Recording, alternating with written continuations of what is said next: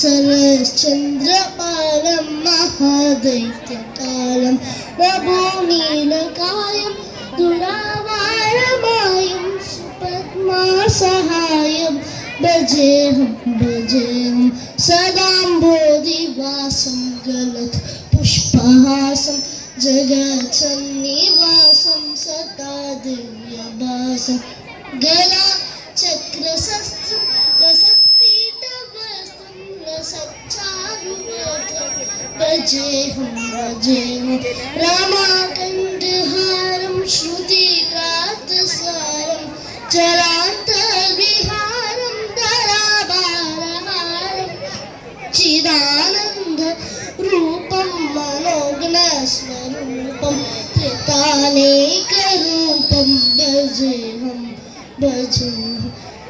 जराजन्महीनं परानन्दपीनं समादानि लीलं सदैवानवीनं जगज्जन्महेतुं सुरारि प्रसेतुं त्रिलोकैकसेतुं भजेऽहं त्रितानायगानं गादीशयानं विमुक्तेनिकानं परार्तिमानं सततानुकूलं जगद्वृक्षमूलं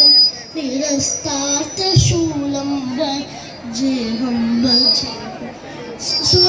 सुरारिबलिष्ठं त्रिलोकीबलिष्ठं गुरूणान्तरिष्ठं स्वरूपैकनिष्ठं सदा युध्वधीरं महावीरधीरं भवाम्भोधितीरं भजेऽहं रमाभामभागं दलानगृनागं त्रितादीनयागं तडानागयागं मुनीन्द्रैः सुवीन्द्रं सुरैः संरवीरं गुरुणैत्रतीरं भजेऽहं Thank you.